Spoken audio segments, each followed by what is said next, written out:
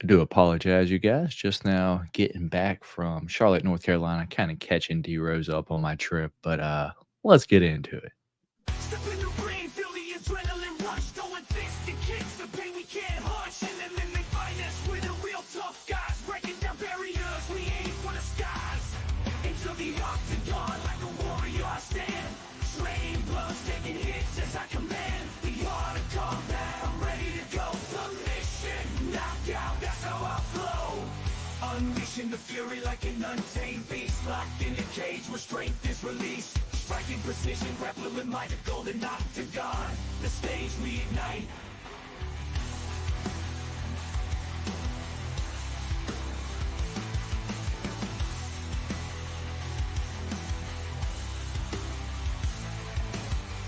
Unleashing the fury like an untamed beast, locked in a cage where strength is released. Striking precision, grappling with might, a golden octagon. The stage we ignite.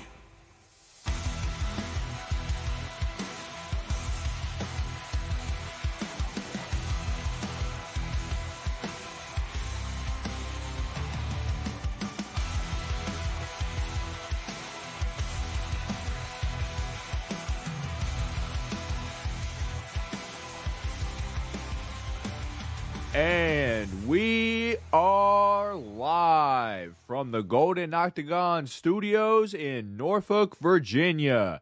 This is the Golden Octagon MMA Podcast with your hosts, Matt and D Rose. And what's going on, yo? Welcome to the Golden Octagon MMA Podcast. My name is Matt. D Rose is on that side of your screen, and yeah, I've been on a trip these past few days. Went to Charlotte, North Carolina. Went to watch a soccer game with my girlfriend. But back in, it feels like fights have been so long ago from this point on. But I just now let D Rose, just talk to him about my trip for a few minutes before we get started. So we are a little bit late. Do apologize. But D Rose, let the people know how you've been over the past few days, and myself, because I really didn't. I was just telling you how my time went. No, everything's been good over here as normal. It's almost just the same thing, just a different day for me. I did earlier decide to end up cleaning out the car, the family car, because it is the first time that we've actually cleaned it since coming back from vacation. So that was about 3 weeks ago. Sand. Yeah, a whole lot of sand inside the car, dude. I mean, I'm telling you, it took me every bit of 2 hours to get a thorough, good detail, just because, of course, kids having food in the car and stuff like that as well. Cleaning off all the seats and everything. Thank goodness I have leather seats. If you have kids by any means, seat covers or leather seats, you're going to need them, man, because they are going to absolutely trash those seats. So, that was like my little project for the day, and I got pretty wore out from that, but other than that, everything's been okay. How's everything been over your way? Well, glad to have you here, D Rose. I've just been driving all day today for the most part. Left Charlotte around 11 a.m. Got here around 4:30 or so. Chilled out for like an hour at my house. Then had to go pick up my dog because we got him boarded for the 2 days that we were gone. So yeah, tired, but ready to talk about some fights. To be honest, looked at them. Yeah, there's a couple cool fights on here. News. Yeah. Hey, one fight, and I think you know which one. You probably know. Ready. I'm so ready. You probably know which one I'm looking forward to this weekend the most. Yeah. Okay. Can you take a stab? Can you take a stab at Wait, for the fight news or for the fights this weekend? No, for the fights coming up this weekend. Can you take a stab at which one that I'm? I think it's the co-main event. That's the only one that's kind of cool. What was it? I forgot what it was. The co-main event. This was upcoming weekend already. Well, I'll just say Damon Jackson. Definitely definitely Chepe Mariscal. I'm a big fan of Chepe, so cannot miss one of his fights. The only thing that sucks is this is the first time where he is a favorite, where I won't be able to try to place a bet on him, because his last two fights he's been an underdog, and I've won some money on him, similar to Bilal Muhammad. So I wanted to keep that streak going, but still place a little money on him anyway. But other than that, this coming up weekend, Yikes, boys. Yikes. Yeah. Yeah. But we'll talk about it. But before we do that, we're going to recap this past weekend's UFC Abu Dhabi, at least real quick. It feels like forever ago for me, at least. And unfortunately, I lost the pick champ this week. As you see, I have no shiny gold strap over my shoulder. I was on a lot of dogs this past weekend, and all the favorites won, besides one that I was on. So at least they ain't got to eat 3. And then we will you talk about some UFC fight news and announcements. And then lastly, as D Rose was talking about, this upcoming fight night this weekend is dog shit, but it is Marcin Tybura versus Sergey Spivac. Not 1, but 2, D Rose. 2. I know we all wanted this, so but me and D Rose will give you our preview and our picks for it. And just like last week, haven't talked to D Rose at all, but we lost the one last week. But I felt like everyone was on Rolando Bedoya, and that's not good. When everyone's on a dog, I feel like that they have no shot of a win in D Rose. So me and you got to find one that's like kind of sneaky. But before we do all that, let's shout out the chat real quick. We got Austin in here. What's up, everyone? We made it to another Golden Wednesday. Indeed, we did, Austin. Thanks for stopping by tonight, brother. We've also got Dave Fish for Days in here. Salutations, fellow goons. What's going on, Dave? Sugar Ray, they really didn't deserve D Rose. Welcome home, my boy. Trying to tell him. What's going on, Daniel, with the LFG? We got Dave saying, "Don't try to sell me some shit, D Rose. I ain't falling for the sales and tactics. Hey, get me on that leather." They think you're trying to sell them a car, D Rose. Man, weekend, yeah. Man, I'm trying to put y'all on some game. That's all I'm trying to do. Just put y'all on some game. D Rose guy. Of course, man. Of course. And then we are here, says Sugar Sharp. What's going on, Sugar Sharp? Glad you're able to make it here, my brother. So let's get into this past weekend's UFC Fight Nights, or UFC Fight Afternoon in Abu Dhabi, dude. Main event. Yeah, I just want to say this, dude. What's up? I was just showing my hands because just in case if needed the actual visual again. Let's make sure it's clear. Yeah. But yeah, man. So Corey Sandhagen versus Umar, dude. Corey was able to defend the Dagestani wrestling very well, dude, but it almost looks like he had no power on his punches at all. He was like pushing like all of his like shots, and it just kind of looked odd the whole fight. Like it was like he was throwing with absolutely no power at all because he was scared to get taken down. And in that case, you're just going to be on defense the whole fight. So 50-45 was kind of a stretch. I thought Corey maybe won a couple of the rounds there, but Umar for sure won, and he should be fighting for the title within the next few fights, in my opinion. Co-main event, Shar Bullet, Mikal. Yeah, dude, that fight. I was hoping Mikal would, land a solid one on him, dude. But Shar Bullet looks like he has a chin, dude. He he can at least absorb some kind of shots. And I wouldn't mind seeing Shar Bullet versus like Kevin Holland. But I know something came out after the fight that said that was the last fight on his contract. And not sure they're going to re-sign him, being that they can only like have him fight like 2 places that they have some cards. So I don't know. But yeah, he is now 14-0, but still his not team really. His team has said multiple times that there shouldn't be an issue with him fighting in America, but it's like, well, why is Dana not wanting to bring him over here if that's the case? It's like, what are y'all being sneaky about? Like, y'all being sneaky about some shit, man. Yeah, I got you. Yeah, feature fight of the night, Davidson Cheeto Vera, dude. The thing that surprised me on that fight was Cheeto getting dropped by Davidson. Was it the early third round when he got dropped? Yeah. Like another thing on that fight, which really kind of threw me off, was round 2 was a good round for Cheeto, and I thought that he won that round. And then it's like round 3, he just like took his like feet off the gas again. It's like he was doing well. I thought Cheeto was going to go ahead and win the second and, continue on to what he was doing in the second and probably win the third. But after the second, it's like he just reverted back to first round Cheeto. I was like, well, what's going on? And then he ended up getting dropped. So that kind of threw me off too. Yeah, I was on Cheeto this past weekend. that one lost me the pick champ for the week, to be honest. And then Michael Chiesa, Tony Ferguson, dude. I do have this picture here. Yeah, is the one glove not the most Tony Ferguson thing to do? And I messaged you after the fight, dude, and I was like, dude, Tony's gonna walk around with that glove in his pocket like forever, like as like I didn't retire, I still got it, and he's gonna like tell people it's got like superpowers if he like puts it on, because that's Tony Ferguson, dude. I don't even know what to say past that. I hope we don't see him fight anymore. Like, hang it up, Tony, dude.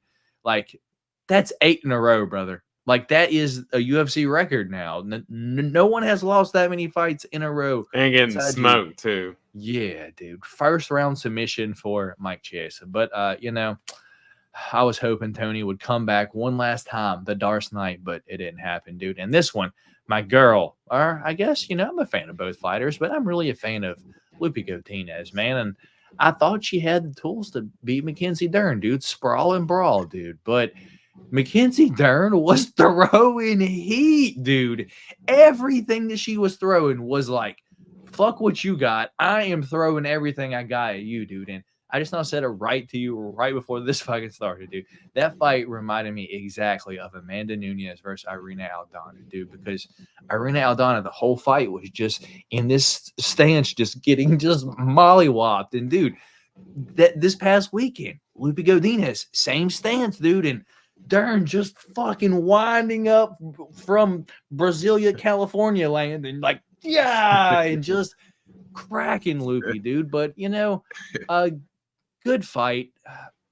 It just didn't go the way that I thought it was going to go, to be honest. Shout out Mackenzie Dern. And yeah, one other thing I just now said, dude, if you don't have the power to knock her out, you don't have to knock her out, but if you don't have the power to knock her out, dude, she's going to walk forward with reckless abandonment, throwing now, dude. Mackenzie Dern is a problem for this division.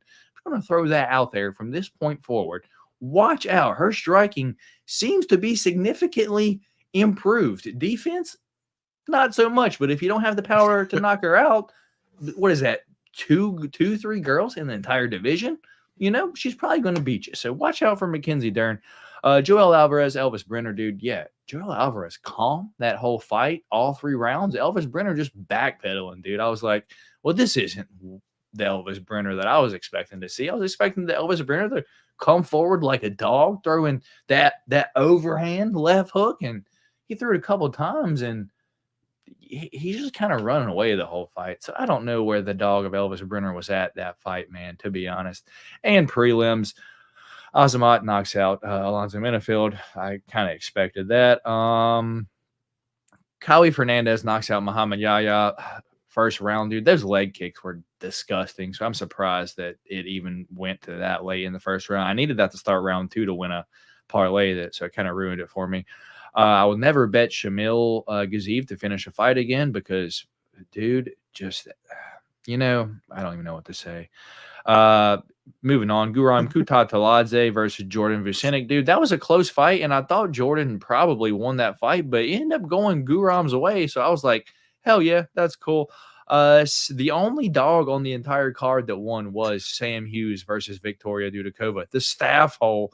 And, dude, we see it. She gasses. She's got 7 minutes, and she's done, dude. So if the girl she's fighting staff hole from now on has any kind of cardio, bet, you know, whoever she's fighting to pretty much dog walk her the second and third round. Jai Herbert, Rolando Bedoya, dude. Jai Herbert either just looked really good or the catfish showed back up again, man. And it's like, what do we even do? Like, we think he's better than he is, maybe. His best performance ever was against Chaos Williams, which he's still lost. I don't know if we see Rolando Bedoya again, maybe one more time. I don't know, dude. In the first fight of the night, Cedric Dumas, dude, 30-27. I was like, what the fuck, dude? What was the judges watching? I thought Dennis Tululin at least won the third round, dude. Like, I was like, all right. But Cedric Dumas still kind of ass. That's what I got from the card this past weekend. Not what you got kinda. this past weekend? Huh? Not kinda. I said not kind of ass. Yeah, Not it was kind of pretty ass. ass. He is. Yeah, he is ass. Yeah, that and the whole thing with him, like, and I'm not a woman beater, man. Fuck that. Like, are you serious, dude? Like, You're yes, the defending best way. yourself on live TV right Yes, now. yes, the best way for you to not bring attention to it is to talk about it on national television on ABC. Yes, there you go. Well, this is probably ESPN because it was the prelims, but yeah, it was still on TV, and you talk about your situation instead of just moving past it to begin with. What an idiot! But yeah, just in regards to the main event, honestly. Umar's striking looked a lot better than I thought it was going to, man. And I knew he had good striking to begin with, but I didn't think that he could, really end up in a technical striking match with one of the best technical strikers in the division and really be able to hold his own. And I would say out edge Corey and in certain instances. And then of course he was able to work in a couple of takedowns. Although Corey was good at, if he did get taken down, he was defending very well. There was a couple of times where Umar like got his back and like was trying to he had like basically both of Corey's arms locked on his back, and Corey was still able to keep himself safe, keep his balance, and get one of his arms free to basically get back up to the feet every time. But Umar was basically just able to put more together in the round, land a couple more power shots, and Corey's face. Not that he was, he looked like he had came out of a Tony Ferguson or Justin Gaethje fight, but his face is busted up pretty good compared to Umar, who looked like he had just got done with like a sparring session or something like that. So I thought Umar definitely edged it out. He's going to get the title fight next. Of course, everybody's pushing him towards it. I don't know if that performance is really title shot worthy. I just really think the last name is going to get him the title shot. So, just. Do I think that performance was title shot worthy? No. I would almost like to see him get another fight in. I'd like to see Umar get like one more fight to to really solidify that he is that number one guy. But of course they're going to end up giving him the shot. So it'll be interesting to see how he matches up with Sean or Marab, whoever wins that fight. Shar and Mihal. Shar, as you said, got a pretty good chin, held up better than I thought it would. But dude, I guess the expectations that I had for Shar coming into the UFC was like, dude, I remember seeing these edited photos of him looking like he was on like the most like roids ever.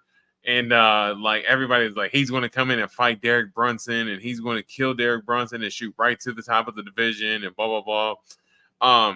Dude, looking back on it now, Derek Brunson might have like crushed Shar at that point. Not really he- crushed him, just wrestled him all 3 rounds. And Yeah, not been well, I able to mean, do but anything. dude, like, but dude, if he got a takedown early in the fight, like, dude, Derek Brunson had some brutal ground and pound as long as he didn't gas, because he was known for gassing. But dude, if he was, still full of conditioning and stuff like that, like, dude, he's got some good ground and pound, and dude, he would have mashed Shara. I mean, there were times where Olashaychuk was able to take him down and kind of hold position for a little bit as well. So, I mean, I guess there was such high expectations for him, is why it's like, he's not really putting these great performances together. Is he a fun fighter? Yeah, he's got some cool strikes and he does some cool stuff, and he's not your regular Dagestani fighter. He's actually willing to stand in there and trade. So I'll give him credit for that, but I don't know if he's quite championship worthy just yet. Definitely needs to get a little bit more experience before we try to shoot him up the ladder, but good win from him. Figgy, yeah, for Figgy and Vera, dude, that was a bomb of a right hand from Figgy, but honestly, that fight pretty much played out how I thought it was going to. Yeah, I just thought I thought Figgy was going to be able to outpace him, use his speed.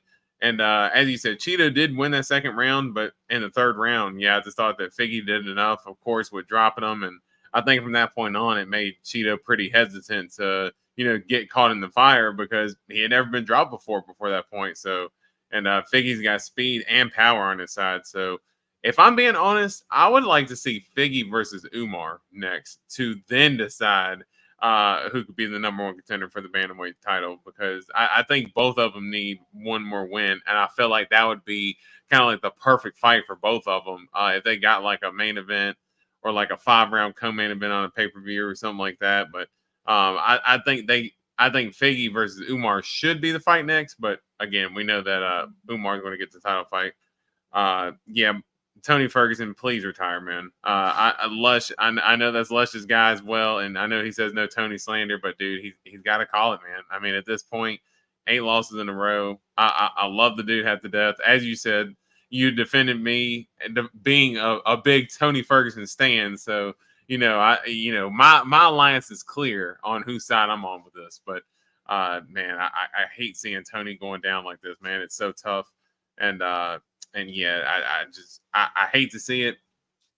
I mean, for Chiesa to go in there, who hasn't really gotten a win in 3 years, and go in there and absolutely smoke Tony Ferguson like that. Now, I know it's up a weight class and everything, but it seems like Tony's absolutely lost in there at this point. And the one glove thing, of course, as you said, the most Tony thing ever, dude. Just the most Tony thing ever. And then the last thing I'll mention on this card is Mackenzie Dern. As you said, she's looking good, striking, looking sharp. I want to temper the expectations just in terms of if she's going to be like a championship contender, because I do think once she gets to the top, she does kind of level out a little bit, because you get to the more technical strikers and stuff like that, like your Marina Rodriguez's and of course Wei Lee and Lemos and Andrade and those types of chicks who have power and diversity in their striking. But I think if you're not ready for that top level yet, Mackenzie Dern, she's definitely gonna be a problem. So, and I'll mention too, Joe Alvarez and Azamat, both good performances. Dude, Azamat though, I'm going to be excited to see if he can potentially work his way up to a title shot. I mean, dude, he's got some good striking. He's quick. He's calling for a top 5 fighter. I'd like to see him fight maybe like a Jamal Hill or Anthony Smith or somebody like that to maybe potentially get a title shot. So, I wouldn't be mad at seeing Azamat shoot up to the top. But yeah, I think those are pretty much all my takeaways from the card. Fair enough. Let's see what you guys have to say about this card. We got Anthony. I don't want to ruin your last name. Ganskow. Thank you for the super chat, my guy. $2 and asking Figgy, or saying Figgy making a bantamweight title run at 36 is wild. And yeah, that fight just surprised me all around, dude. Like, my eyes are now open. It's like, okay, am I going to pick him to beat O'Malley? I mean, I don't think so, just because, dude, the size difference on that is just going to be almost a foot difference. So I would just have a hard time seeing him get in on O'Malley to even land those shots. But hey, I've been wrong. I've been wrong again. But hey, it will be wild seeing him. Seeing who he fights next. Let's see. Sugar Ray. I'm not sure if it was Cheeto Edwards or Leon, but I agree, man. Gaziv has zero awareness. He had the head arm choke 10 times around. And dude, he was rocking Dontel Mays with every punch that he landed. Like, he was like shying away, like kind of like stumbling. I'm like, is he going to finish him or? And he just went for the takedown. I'm like, dude, I can't. That's exactly my fault. Dave, the 100% woman beater. That's his. Yeah, 100%. Umar deserves a title shot. Yeah, Umar versus Figgy title eliminator, says Omar, agreeing with you, D-Rose. I don't think Figgy would able to beat Corey. Yeah, that the height and reach difference, I think it would be what would make a difference there. Bantamweight is really good. Figgy versus Sandhagen is really good stylistically. Chiesa should retire. He should have, man. Figgy trains with Khabib, but will sweep the floor with Sandhagen. I don't know. Khabib corner like an 80-2. Yeah, well, yeah. I still like remember the Tygure versus Tim Elliott fight when Khabib just yelling at Tygure, "What are you doing? What are you doing?" He's like, Tim Elliott just pulling his glove and shit. He's just like, he's pulling my glove. Hey, Coach Habib, he ain't lying though. Yeah. Coach Habib don't play. He be getting on them boys. Yeah. Anyway, so with that being said, D-Rose, our different picks this past weekend were Sam Hughes versus Victoria Dudakova, where I went Sam Hughes, and you went the staff hole Victoria Dudakova. And thankfully, one dog won on this card. Let's go, Sam Page. I might have to get a Sam Page shirt now, dude. If I would have won a bet, dude, if I would have won a bet, Sam Page shirt would have been incoming. Our second different fight was my girl, Lupi Godinez, taking on Mackenzie Dern. And yeah, I thought Lupi had the tools to win. But yeah, as I explained, dude, Dern, that striking, dude, just no chance. Lupi had no shot. Lupi had a chance in that fight, dude. She was just throwing. And our third one was Figgy versus Cheeto, where I went Cheeto and you went Figgy. So with that being said, yeah, D Rose is the new pick champ this week. That gold is over his shoulder, and I have two open now since I opened one with D Rose at his place and ate them there, and a few more left in here. So let's see what we got. Thank goodness, dude. Let's get a booger and dirty dishwater. I got a blue one. I got two blue ones and a brown one. So I could screw you guys over and just eat two blue ones, but I'm not going to do that. So let me take away one of the blue ones. I'll save you for later because I'm going to need you. So yeah, we got a brown one and a blue one here. So blue one is obviously toothpaste or blueberry. I'm hoping that it's, I don't care. And then liver and onions or cappuccino. This is the one that I hate, dude, because the liver and onions, I swear, dude, it tastes like Salisbury steak, man. And I don't like Salisbury steak, dude. I had it too much as a kid, and as an adult, I just don't want it. So, yeah, it takes me back to the good old days. Salisbury steak. Good old days. All right, so we're gonna go with our brown one first. I'm hoping that it's cappuccino. It's cappuccino, Deros. That's the first time I've ever got cappuccino. Thank you. But it tastes like a coffee bean, like a straight coffee bean, man. So it's okay. Oh man, I'm glad I didn't lose my ass on that terrible card this past weekend. Well, the card wasn't terrible. Just all the favorites won. So what can I do? That hurt. It feels that good. hurt. We was waiting. We was anticipating. We was anticipating that banquet. I always get the bad beans. I always get the. You're the one that gets. I don't feel like I've ever. Maybe once I've gotten two good beans. This is like, and I don't even know if this one's a good one yet. If it's the blue one, it's going to be good regardless. You know the toothpaste ain't bad. That one's actually blueberry too. That's crazy. Yeah, that's what I mean. Like, cappuccino. Come on, let's go. Let's go. Come on. That's what I think we need to. Nope. Cleaned up this week. No issue. No issue for me.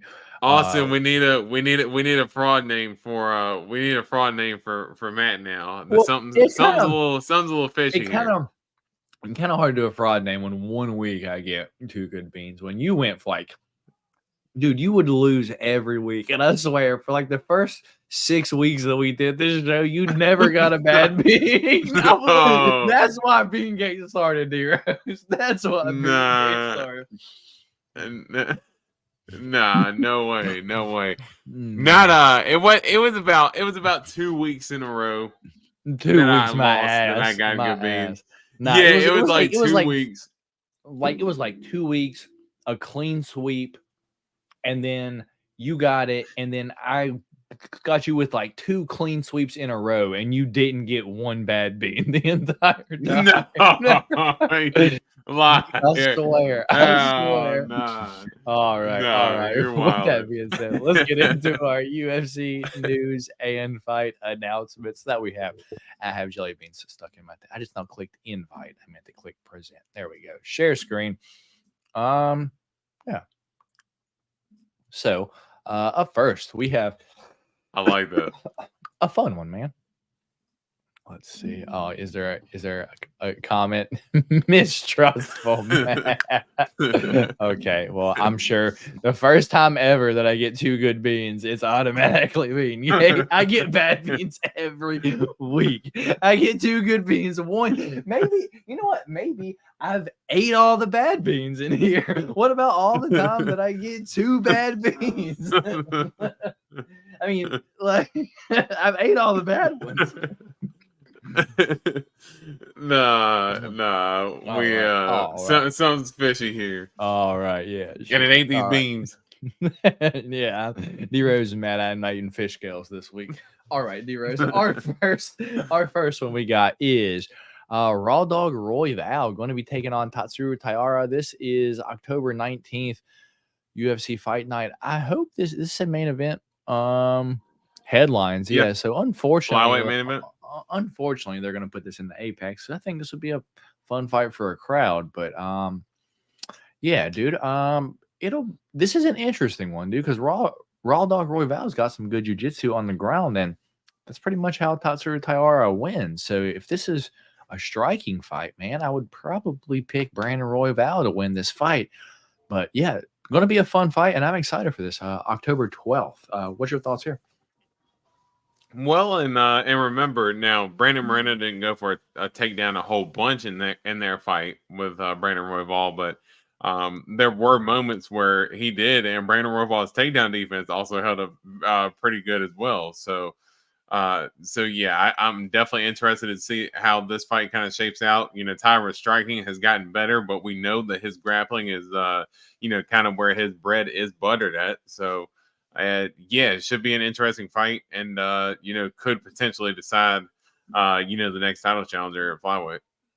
Indeed.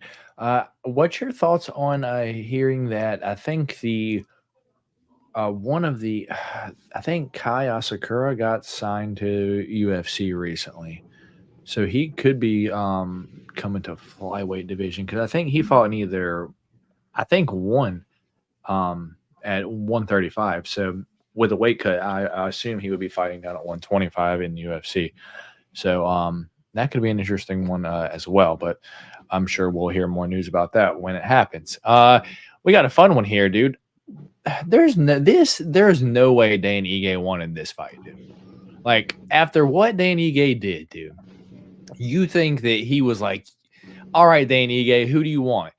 He said, give me Lerone Murphy in Abu Dhabi, dude. Like, what the hell? Like, after what Dan Ige just did, stepping in on a few hours' notice like that, like, you're going to make him fight this undefeated guy, like, in Abu Dhabi? Like, I just don't understand this after what 50K just did for you. I'm going to be rooting for it. And he asked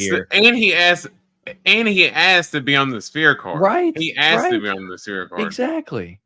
So I guess I don't understand this, man, because this isn't really a favorable matchup for 50K here because Lerone Murphy, he's pretty good all around, dude. And if there's one knock on Dan 50K, it's he can get wrestled and controlled a little bit, man. So yeah, I just don't understand this fight being booked. What's your thoughts on this, man? October 26th, UFC 308 in Abu Dhabi.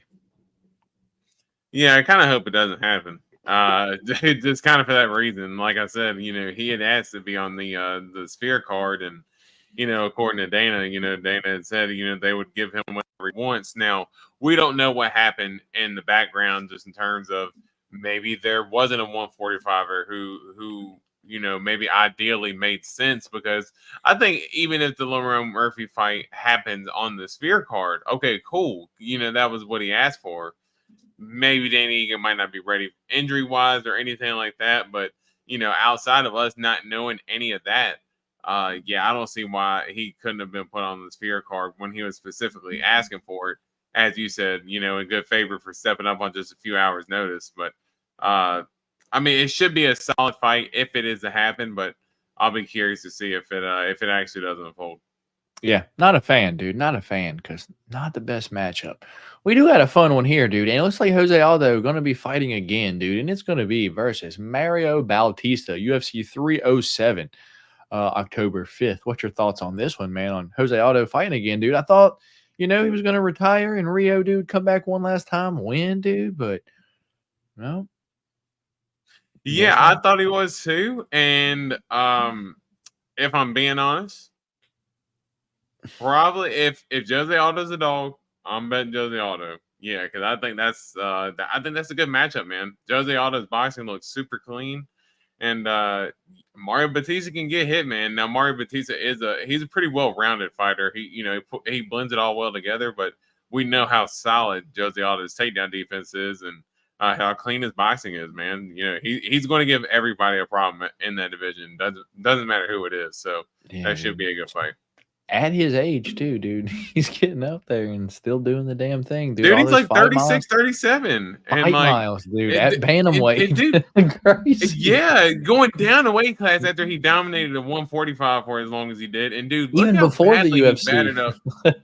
Yeah, dude, WEC and all that. And dude, look at the way he batted up Jonathan Martinez in that last fight, too. I mean, just absolutely brutalized him. So, yeah, I think Mario Batista could be in that same line of fire if Jose Aldo is kind of fighting with that type of that edge and intensity. I agree, man. I agree. It should be a fun one, though. One that's not going to be a fun one is this one, though, dude. Also, UFC 307. I think this is going to be, here we go. UFC 307, Salt Lake City, October 5th, man. We got Kayla Harrison versus Ketlin Vieira. It's going to be 3 rounds, but Salt Lake City's in that's elevation, dude. So I guess they're just trying to maybe test Kayla Harrison's cardio. I don't know, dude. What's your thoughts on this fight? That's actually it's an interesting fight because Vieira, she has pretty good takedown defense and she has pretty good defensive jiu-jitsu herself. So that's a pretty tough fight. And Caitlin Vieira, she's not the most technical striker, but she's a willing striker. And she was standing there. She throws heat.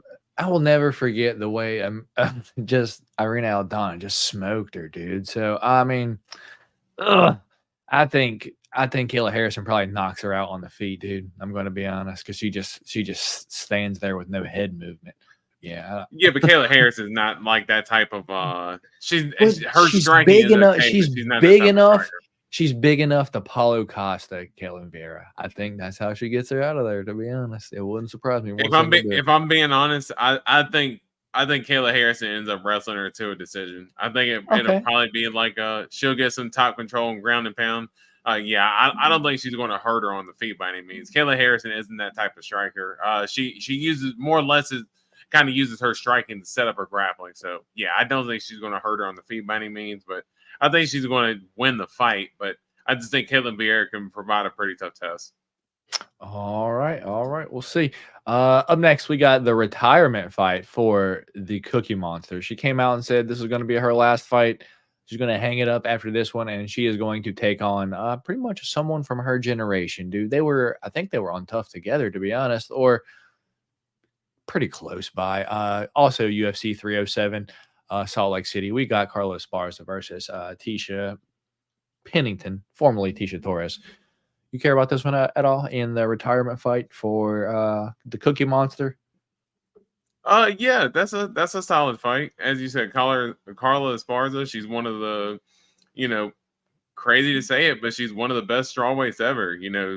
One of the very few 2-time champs in that division. Dude, she's bricked up though. But Carla Esparza, one of the best of all time. And I don't want to, try to overblow this, but she's one of the best ever. And Tisha Pennington, Tisha Torres, as we know her, the tiny tornado. She's normally in for a pretty fun scrap too. So, should be a good fight. All right. We've got Brad Tavares taking on the Iron Turtle, Jung Young Park. Rebooked. This was going to take place a few weeks ago, and Iron Turtle weighed in and then said he was sick. So I don't know what happened because he looked really good, man. So I guess we'll just talk more about this one on Fight Night when it gets there. We got Matthias Nicolau taking on Asu Amabayev. That's October 19th. You care about that one at all? I think we kind of know Nicolau's chin just isn't the best at this point.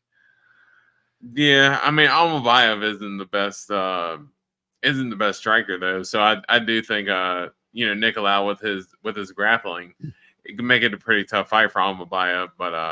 But yeah, I'd still favor Almabayev in that one. Yeah, probably via decision. That's how I'm going. We've got Luana Pinheiro taking on Jillian Robertson, and Jillian Robertson has the kryptonite for Luana Pinheiro. That red hair, dude. Go back and watch Luana Pinheiro versus Randa Marcos. She just can't handle it when she's fighting someone with red hair. And this is going to be actually taking place on my birthday, D-Rose. So what a birthday gift to me that I get to watch this fight. So November 9th. I'll be 32 years old on that day. So interesting. You care about this fight at all? Yeah, that's a solid fight. And Jillian Robinson, she's been looking good down at strawweight, and she's very big for the division, and I like the way she's been working her grappling in her fight. So she's one of the best finishers in the women's side in general. So yeah, it should be a fun fight. Indeed, he's saying Nicolau looks like the dad from Wild Thorn. Nigel. That was a crazy reference. How do you remember that day? That's wild. We've got Sumu Darji taking on Charles Energy Johnson October 19th. You care about that? I like Skullet Gang here. Charles Energy Johnson, baby. Weird fight for Charles Johnson, I guess, just because I guess I don't want to say he's going backwards, but coming off of a really good finish against a good prospect, I figured, and having a couple wins in a row now, he would kind of want to progress and go forward. But this will probably be one of the few fights that Charles Johnson is going to be I would have to imagine he's going to be a massive favorite in. And if he's not, if by some reason he is an underdog in this fight, like, dude, I will legitimately bet $50 to $100 straight up on Charles Johnson, because that should be easy money for Charles Johnson, in my opinion. Hopefully, dude. Hopefully. Dude, what are we doing? We've got Abdul Razak Al Hassan taking on Josh. Dude, why didn't they rebook the Cody Brundage fight? That's what I would have wanted. But anyway, Abdul Razak Al Hassan taking on Josh Frem October 12th, dude. And yeah, I'm going to be betting Abdul Razak Al Hassan round 1 knockout here, man. What's your thoughts on this fight? I mean, well, you know what I don't do? I don't bet Abdul Razak Al Hassan fights. So okay. Him as well as yeah, they definitely need to. But yeah, how about I not bet on this fight, and I will feel a lot better about myself. And that's about all I got on this one. Fair enough. We got another fun one here. Corey McKenna with those little arms is going to be taking on Polyana Viana, dude. That's UFC Vegas 98, October 12th. You care about that one at all? That's an interesting fight. And Polyana Viana, as you said, Corey McKenna, her arms are so short, dude. Like her whole hand is in the picture. Like there's no way that like her whole hand is in the picture versus as you see Polyana Viana, her hands are rolling off the screen. But no, that should be a pretty good fight. But if and Ben wise again, I think Polyana Viana should probably be the favorite. So if Corey McKenna is the favorite, might have to go with the dog on that. Dude, her striking's been looking very good decently, and Corey McKenna's not that good on the feet. So yeah, that'll be an interesting one, dude. We've got Marcos Pezao Rogerio de Lima taking on Kennedy and Nzechukwu October 8th. That's the Abu Dhabi card. What's your thoughts on that one, dude? Odd Abu Dhabi fight. Wait a minute. So Kennedy's moving up to heavyweight? I guess so, dude. Yeah, that's why I was looking. I was reading it to make sure. Oh, well, that's interesting. I mean, he's definitely going to have a big speed advantage against a lot of guys at heavyweight. Now, the only thing, like Pezao, he's going to be a legit takedown threat for Kennedy. So he's going to have to be wary of that. But But other than that, yeah, that's interesting. Yeah, I like the move for Kennedy. Yeah, interesting, dude. Interesting. Now we get into some fun ones real quick. We got the Abu Dhabi main event announced, which is Max Holloway versus Ilia Topuria, October 8th, UFC 308. Going to be an absolute banger. Yeah, not my favorite fight because Max with the BMF now. The last thing that I want to see is like the BMF lose a fight and still have like the BMF title, dude. And if we have the BMF down at 145, I've kind of said this like a few times. Like I kind of feel like it needs to stay above 155, dude, just for the sake of the casual fans, dude. I don't see the casual fans being like, oh, there's no way this 145er is the baddest guy on earth, and especially, dude, there can be some snoozers down at 145. I do, me and you, and probably you watching this, you are probably okay with this, with the strap being like fucking down at 145. But I feel like the BMF title was a casual thing to begin with. So we kind of need to keep that like between 155 to 170, because that's where I kind of feel like most of the stars are at, if you will. So I don't know, just for now, but this doesn't seem to be like it's going to be. This doesn't seem like the BMF will be on the line here, but I don't know. I personally like Ilia to win, dude. He's just snoozing everyone. So can we see Max get snoozed for the first time ever? I don't know, but that's the way I'm probably going to be going here, man. What's your thoughts here? Yeah, super fun fight. And if I'm being honest, I would definitely say that this fight's probably the most anticipated fight of the year so far. If I'm being honest. And I mean, I can understand why people are picking Ilia. Oh gosh. We got a lot of time until this fight comes. Man. So the only thing that I'm curious about too is with this one being in Abu Dhabi, are they going to air this card early? Because if they Of course. I'm Of course. yeah, right. I'm requesting work off that day. I'm 100% going to go and put. I'll be traveling in. I'll be traveling in the Indy Rose. I'll come watch it with you. Yeah. Okay. Cool. Yeah. I will 100% take the day off, because there's no way I'm going to be able to be stuck at work and not being at home watching this fight. So I'm definitely going to be excited for it. Max has every bit of chance in the world, just because I think his boxing is a little bit different, and just him being able to take the big shot, and also, as we saw with Gaethje, be able to give the big shot. He did it against Zombie as well. So is this new unlocked power that Max has found at the age of 32 now? He's still kind of in his right at the peak of his prime. So yeah, I think it's a super fun fight, man, and I'm definitely looking forward to it. Yeah, I can't wait for this fight, dude. It's for sure gonna be a fun. But dude, what if Max wins? Are we gonna see Volk versus Max 37? I just, that's the only reason why I don't really want it. And will this fight even happen, dude? No. Co-main event for UFC 308, Robert Whitaker versus Hamzat Chimaev, booked the second time co-headline, so it should be 5 rounds, man. I don't know if it will happen though, as you just said. Do we even talk about it? The only thing is, if it's a 5-round fight, it is guaranteed to not happen. It says co-headline. Hamza, right? So it's supposed to be a 5-round fight, and then there's going to be something that comes up where Hamza's where Hamza's not going to make it, because anytime this dude gets a 5-round fight booked for him, man, like something happens to where he completely melts and cannot manage to make the fight for whatever reason. So yeah, we'll have to wait until we get closer to the fight, because I'm not anticipating it happening, to be honest. I'm not even wasting my prediction yet. All right. And I know the one that you're most excited for this weekend to talk about, T-Rose, or I said this weekend, the one that you're most excited about on this card to even talk about is this one. So you know what? I'm just gonna full screen you, and I'm gonna let you just let the people just let them hear it, T-Rose. Hey, so of course, as soon as you full screen me, my camera. I want to starts run messing and up. grab something to drink real quick. I'll be right back. So yeah, this fight is definitely on my bucket list for the absolute worst piece of. No, I'm just kidding. But no, it is 100% absolute garbage.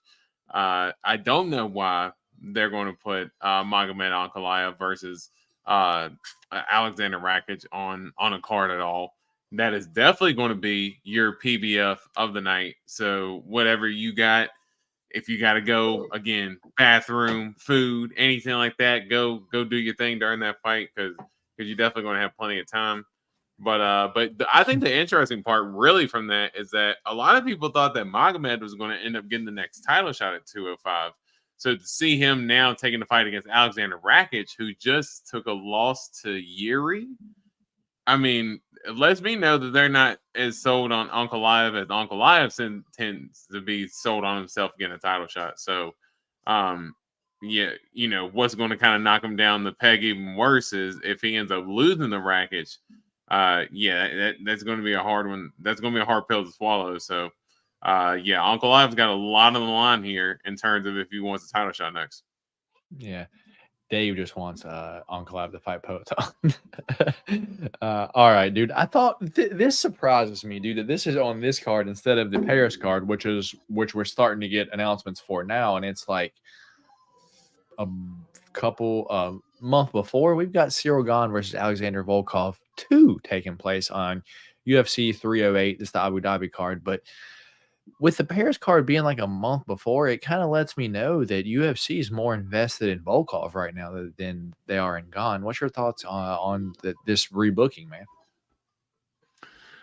Yeah, well, and I think the interesting part, as you said, for the Paris card is that it's BSD versus Hanata Moicano for the main event. So yeah, I would think that, I mean, when Cyril Gane was in Paris last time, against Taito Ivasa, dude, that crowd went absolutely bonkers when Cyril Gane did his thing. So as you said, it seems like the UFC might have a favorite in terms of who they want to maybe win this fight, but at the same time, we saw how their first fight went, and I remember I picked Alexander Volkov in that fight, and I was very surprised by Cyril Gane striking, and that was low key kind of it wasn't like fight of the year by any means, but they definitely stood in there and traded some big shots at one another, and both of them, both chins stood up very well, and both were pretty battered up after the fight, so. I think, Alexander Volkov, it looks like, as I've always said, looks like he's putting a little bit more weight now. So I think that could, create some problems for Gane, especially if Alexander Volkov decides to use his wrestling a little bit more too. So that should be a good fight. Dude, him, like versus Pavlovich, dude, that fight, I was like, dude, Volkov's a problem heavyweight now. He's put on enough size where he's a problem now. I've been a Volkov fan for a little bit, man. So yeah, that dude, he's gonna be a problem, man. Yeah, dude. Next one we got here, Rob Font versus Kyler Phillips, October 19th. This is a pretty interesting fight here. What's your thoughts here? Yeah, it's definitely an interesting fight because I think Kyler Phillips, he's a good fighter. He's explosive, good athlete. But I know sometimes he tends to get clipped a little bit, similar to Rob Font. But Rob Font, great boxing. Super fast with the hands, super crisp. He's got good wrestling, but also gets clipped in his fights too. So I'm curious to see, how this fight could play out. But it should be a fun fight. Interesting. Yeah. I'll be ready for that one. Things from this past weekend. Unfortunately, that happened. Here we go, dude. We've got another fun one, dude. RDA still doing the damn thing, dude, but looks like back up at 170 now. Jeff Neal versus RDA. That's also going to be UFC 308, man. Abu Dhabi. What's your thoughts here? Yeah, that's a pretty solid fight, but I'll tell you that's gonna be a tough fight for RDA because Jeff Neal gonna get knocked out. Yeah, I mean, RDA is good like defensively to where he doesn't take like the most explosive shots, but I could definitely see Jeff Neal landing a couple combos, and all of a sudden you see RDA kind of kind of start backpedaling a little bit, not necessarily engaging as much. Because, I mean, when Jeff Neal was hurt by Shavkat Rakhmonov multiple times and Shavkat Rakhmonov still couldn't take Jeff Neal down, I don't imagine that RDA is going to be able to take him down. So I think it ends up turning into a striking fight, and Jeff Neal makes it a long night for RDA. Yeah, dude. Or maybe even a short night for RDA. Just gets him out of there. Anyway, here we go. Calvin Kattar is out. Kyle Nelson will now face Steve Garcia, UFC Vegas 97. Okay, that'll be an interesting one, dude. Do you care about that short notice? September 7th? Yeah, that should be a solid fight. And Kyle Nelson, he's proven himself a little bit here lately, and Steve Garcia, that dude, he's a finishing machine right now. So I'm going to be curious to see both dudes who finished Bill Algeo, seeing how they face off against one another. Yeah, let's go Mean Machine there. Another fun one, dude. We've got Jared Cannonier taking on Caio Bahayo, and it's going to headline UFC Vegas 96, August 24th. Good step up for Caio Bahayo, but dude, Jared Cannonier is, dude, he's a problem, man. Good fucking luck beating this guy. What's your thoughts here? Yeah, definitely a proper test to see if Caio Bahayo is really that dude or not. Yeah, because as you said, Jared Cannonier is going to provide problems for him. He's got power in his hands, good takedown defense. Now, as we saw in the Nasruddin fight, Jared Cannonier can get clipped, but he's got good resiliency, man, and it's really tough to get him out of there. So I think Caio Bahayo, he's definitely got all those skills, but this is definitely going to be the toughest test of his career. That's for sure. Without a doubt, without a doubt. And the last one that I have is none other than Chris Weidman taking on your boy, Eric Anders, November 16th. Don't really know what to say, man. I really didn't want to see Chris Weidman in here. I guess he got the dub with the eye pokes in Atlantic City. I was in the crowd, dude. And dude, when they came on, like after the fight happened, and they're like, this fight has been declared a decision win for Chris Weidman. I had bet Chris Weidman decision win, but FanDuel didn't give it to me, dude, because I guess in the octagon it was called a knockout. So yeah, I wish he would have, took that, rode off into the sunset, because dude, Chris Weidman, dude, he was once in his prime, not really knocking out everyone, knocked out Anderson Silva, and then, checked the leg kick, broke his leg the next time they fought. But dude, he was undeniable, the best in the world at 185 for more than a few years, dude. But that time has now passed. But he's taken on someone in Eric Anders that, he spent most of his athletic prime in college playing football, and then, after came to the UFC, and he's looked all right, but I guess he hasn't ever shown championship level experience, dude. And if there's a fight that I could see Chris Weidman winning, dude, I could see Chris Weidman winning this fight against Eric Anders. So, yeah, should be a fun fight, good matchup. I don't really want to see Chris Weidman fight again, but hey, I'm going to pick him to win this one. What's your thoughts here, man, on our last one?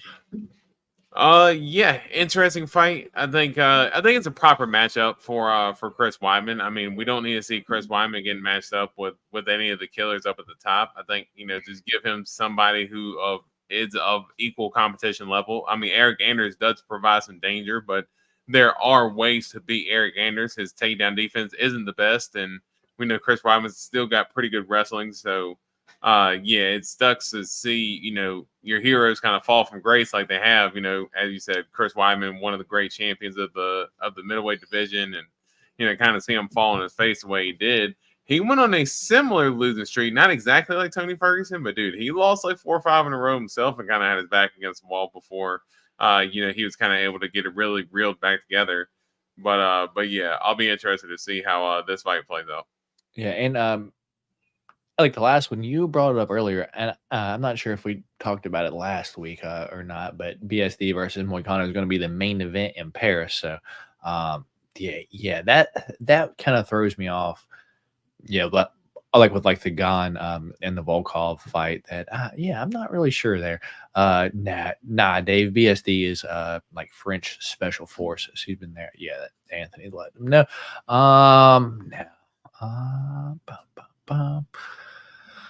Yeah, they're just talking about it now. Okay. Your boy versus still my boy. Does Weidman utilize the high boots? There's a chance that he could. There's a chance that he could, dude. All right. So with that being I mean, if he said, got into a KO/TKO, I mean, that's something that you gotta explore it again just until the refs tell you no. I mean, at this point, cheating is pretty much, allowed. I mean, people like blatantly fence grab, kick people in the nuts, eye poke multiple times. I mean, heck, we even heard, oh gosh, who was the ref with the mustache? He told Manel Cop when, not Manel Cop. He told Muhammad Makayev. He said, "Hey, don't make me enforce the rules." Like what are you even talking about, dude? That's your job. So, you can pretty much, you can pretty much cheat, and they're not going to end up doing anything. So yeah, I definitely see eye pokes being a part of the game plan. Yeah, they don't call fouls anymore, so cheat pretty much. That's what I do. That's what kind of bet on too. It, like if a fighter is kind of willing to cheat but can kind of get away with it, I'd kind of like to bet on those fighters to win because like 8 times out of 10, that cheating helps them win and they don't get caught for it. So let's get into the fights for this weekend. I'm sure what most of you are here for, or if not, then we appreciate you just hanging out with us, just listening to us talk. But we got some fights happening this weekend. UFC Fight Night. Marcin Tybura versus Sergey Spivac. Not 1, but 2. D-Rose, 2. It's going to be taking place this Saturday, August 10th at 5 p.m. East Coast time. It's going to be taking place at the UFC Apex in Las Vegas, Nevada. And right now, we have 10 fights on this card. We might get one more added because I think they're going to try to find Johnny Parsons another fight on this card. But if not, then we'll have 10. So if more do get added, then catch me back here on Change of Cheddar Friday, and I'll give you my opinion on that fight if it does get added. So with that being said, our main event this upcoming weekend is Marcin Tybura taking on shout out Uncle Weezy and Brady taking on the vampire Sergey Spivac. The dude looks like a vampire. Like the only thing that's going to take to beat him is some garlic, dude, and he's taking on a dude with a half a haircut, dude. I don't know who convinced Marcin Tybura to get that haircut, but it ain't a good idea. Anyway, co-main event is one of someone that's popped on the scene and made a difference. Chepe Machine Gun Mariscal taking on Damon the Leech Jackson. And just so y'all know, he's not my fucking favorite fighter. So fuck y'all. Y'all always say he's my favorite fighter. He's not my favorite fighter. Anyway, we've got Danny. I'm still laughing at I'm still laughing at the garlic. Dude, I'm telling you, that's what he looks like. Anyway, we've got left hand to God, Danny Barlow, who's going to be taking on short notice replacement Nikolai. Here we go, Veretinikov. I probably fucked that up, but it's okay. We've got Chris El Guapo Gutierrez taking on Quang Lee. First time I've seen him, so that should be fun. We've got a terrible fight on this card, and you can probably miss this and not be upset at all. We've got Yana Santos taking on, she's a runner, she's a track star baby, Chelsea Chandler, dude, but it's Yana Santos. So, what are we doing? We've got Harlampos Gregorio from, I think, Greece or Ibiza over there, and one of those, Cyprus, the party island. He's going to be taking on Shomi Kazami, and dude, he's just ass, so I'll probably pick Gregorio in that fight. We've got Carol Hosa versus Paney Kianzad, so that's an okay fight, well matched, I guess. We've got Carl Williams taking on Jonta Denise, so Carl Williams' decision. It's a lock pretty much. We've got Jarno Aarons versus Yusuf Zalal, and a pretty fun fight, but yeah, we'll talk about that one. And then we have Stephanie Luciano taking on Talita Alencar in the second time that they've fought in I think 3 fights because they fought on the Contender Series, and it was a draw, and then they both got signed. So now they're refighting right now. Don't know why, but we got this fight. So basically, preview of the Contender Series is going to be in place next week. So, yeah. D Rose, what's your thoughts on the card overall, man? dude, are you okay? Yeah, that shit. I'm still over here laughing about the damn garlic, dude. That is hilarious. I keep looking at the still. I just keep looking at the still picture of him now. Dude, if he had like fangs, you would be like, okay, that makes sense. I saw him on the movie 30 Days of Night. That's what he was on. Dude. He was like he just chasing the fucking people and eating them, dude. No, Smaratu. Like exactly. Oh, no, Smaratu ass.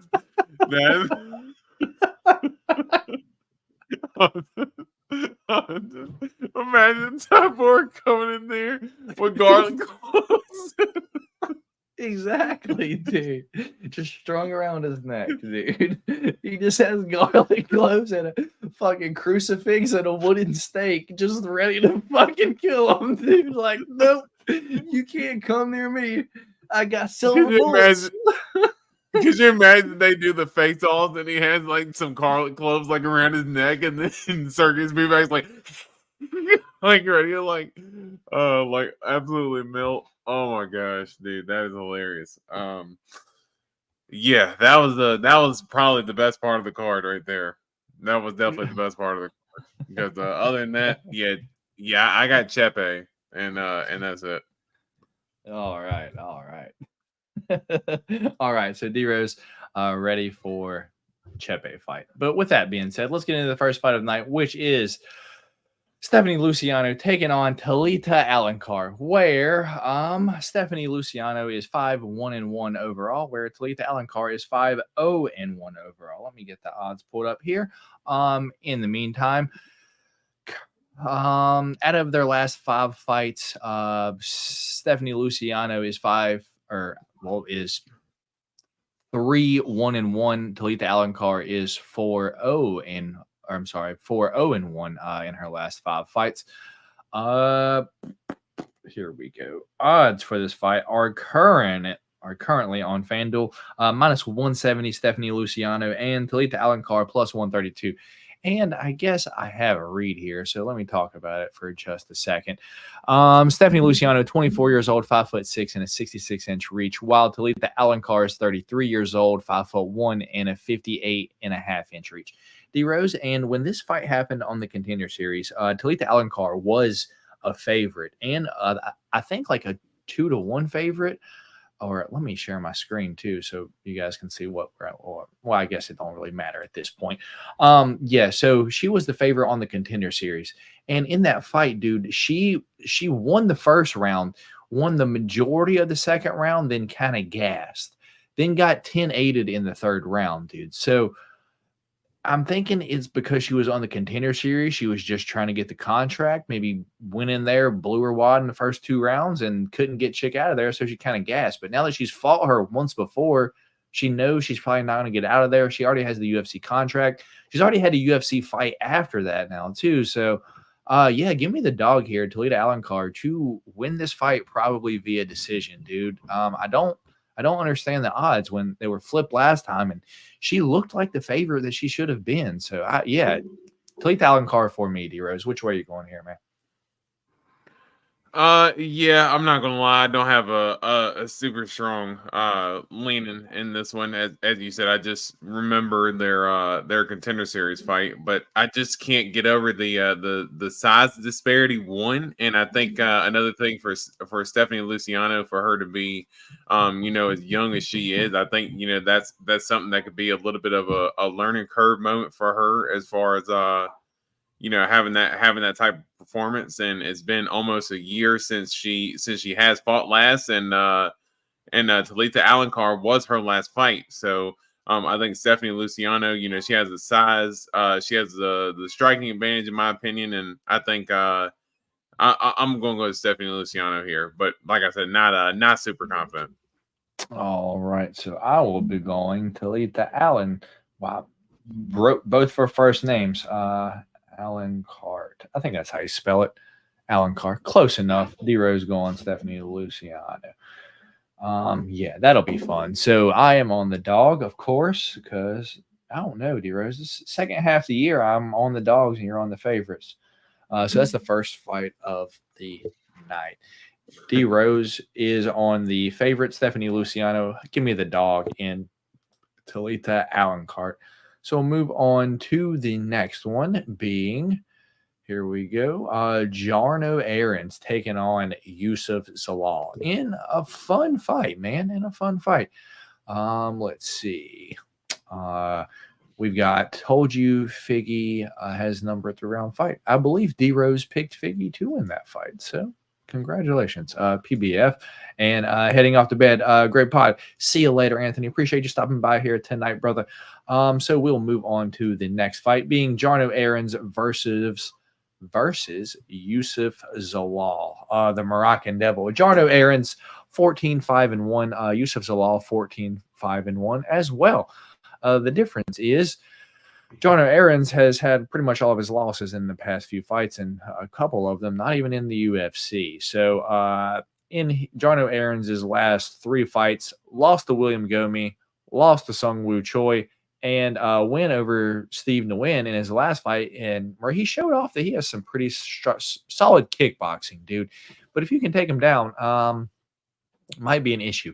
On the other hand, the Moroccan Devil, Yusuf Zalal, 14-5-1, out of his last 5 fights.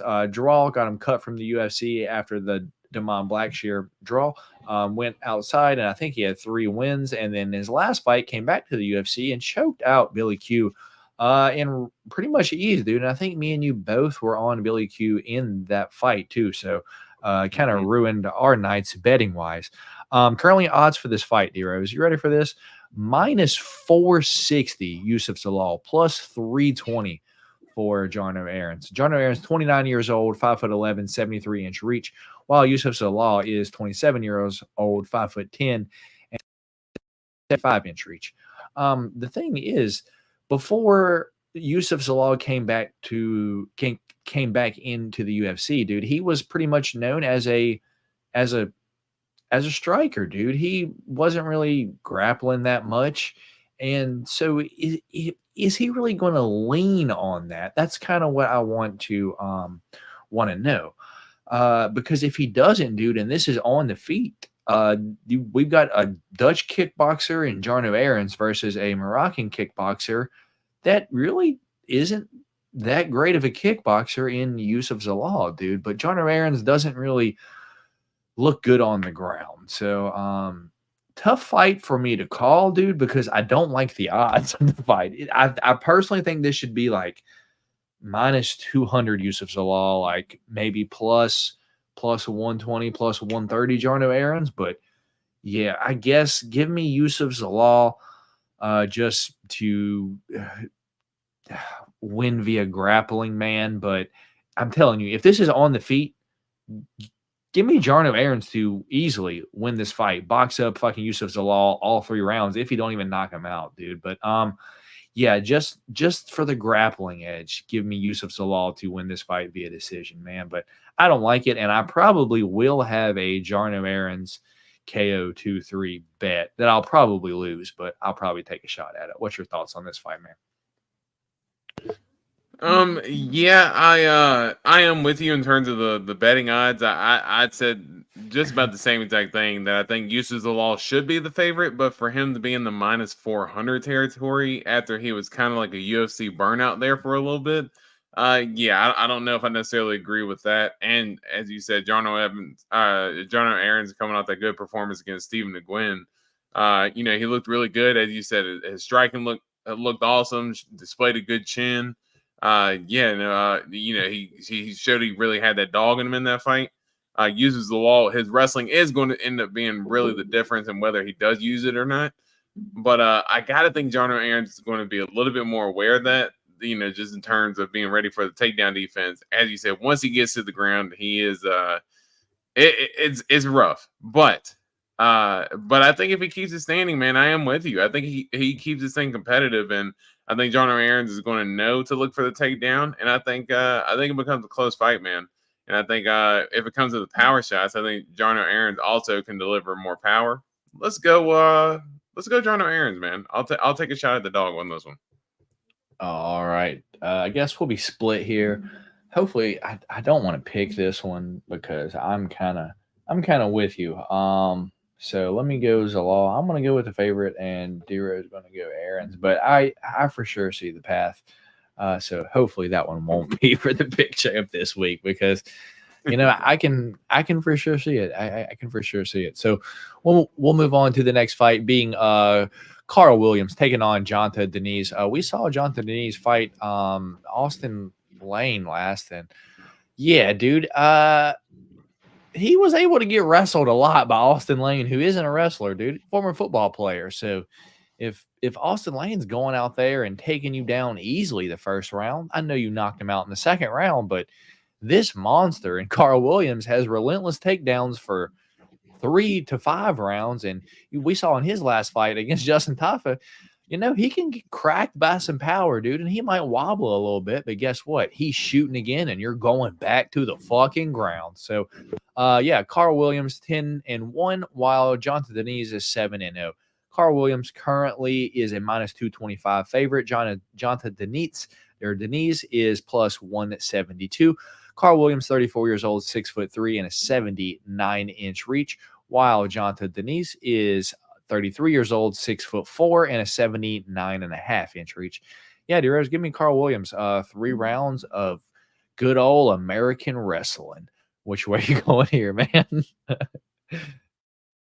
Yeah, no, I'm not even going to sugarcoat it. I'm 100% with you. I think Jonta Denise, awesome kickboxer, potent striker. We know the path of victory. This is classic striker versus grappler type. And Carl Williams, I think he's, displayed his chin. And as you said, Austin Lane was able to take down Jonta Denise and control him in that first round.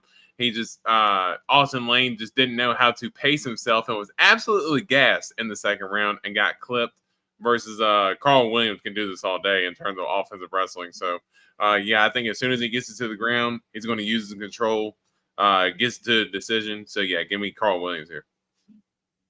All right, me and D-Rose both on the favorite and Carl Williams. I think that's a solid parlay piece this week. Carl Williams -225. I don't hate it.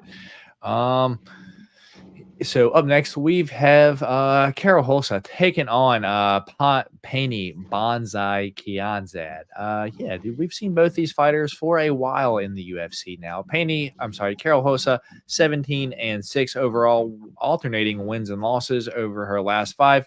Lost to Sarah McMahon, win against Lena Landsberg, lost to Norma Dumont, win against Yana Santos, and lost to Irina Aldana, as you see, all via decision. Pannie Kianzad, on the other hand, win against Alexis Davis 3 years ago, lost to Raquel Pennington 2 years ago, win against Lena Landsberg 2 years ago, lost to Ketlin Vieira, and then lost to Macy Chasson via rear naked choke 4 months ago. Currently, odds for this fight: Karol Rosa -210. Pannie Kianzad +162.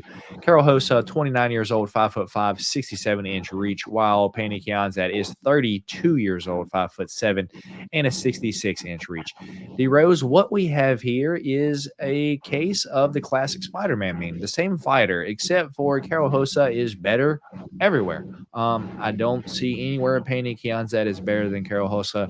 Neither one of the fighters are great anywhere, but if you ask me who has better boxing, I'd say Karol Rosa. You ask me who has better wrestling, Karol Rosa. Control, Karol Rosa. Takedown defense, Karol Rosa. Jiu-jitsu, Karol Rosa.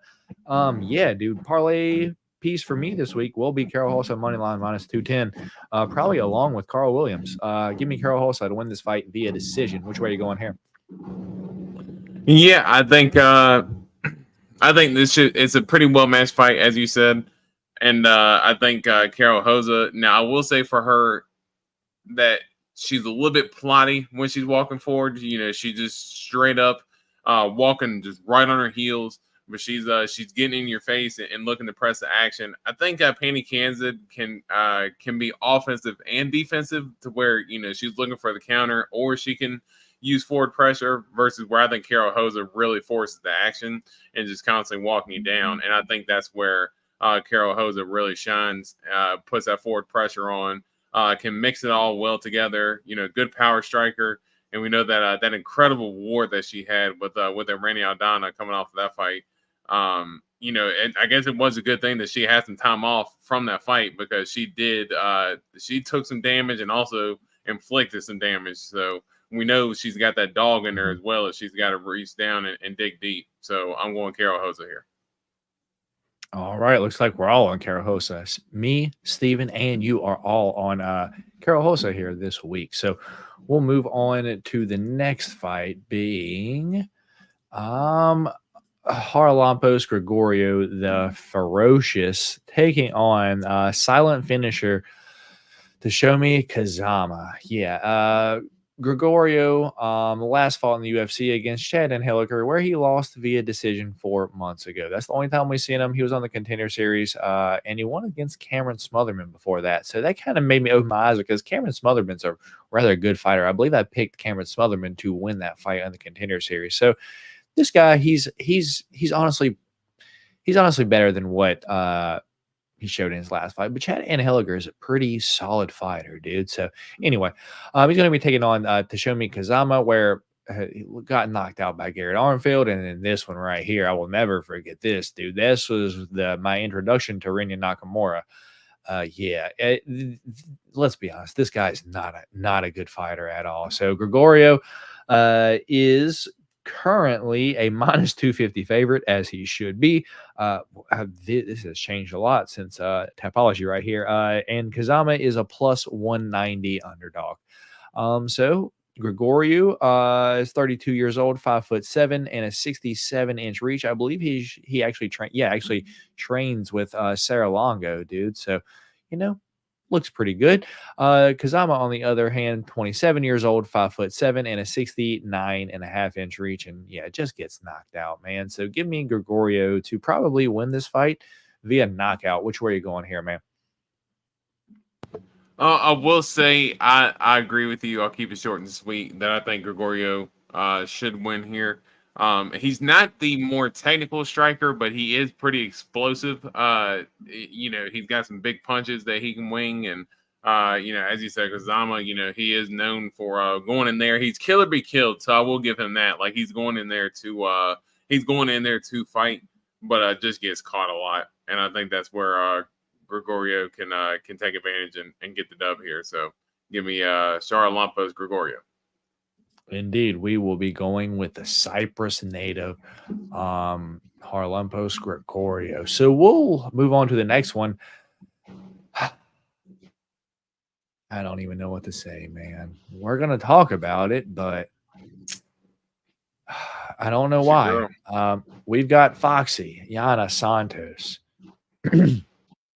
Once upon a time, D Rose will let you know. Once upon a time, I did pick this Yana Kunitskaya to beat one Amanda Nunes. The UFC had me sold that this Yana Kunitskaya had.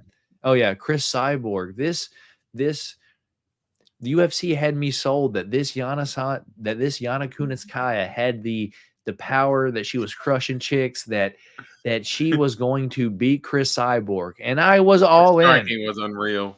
And then Chris Cyborg hit her with one punch, and she looked like she seen a ghost. I was like, "Oh, what have I done here?" That's the last time that I let UFC hype me up on someone without actually watching their skills. So that will not happen anymore. But anyway, in this fight, we have Yana Santos, Foxy Yana Santos, taking on Chelsea Chandler.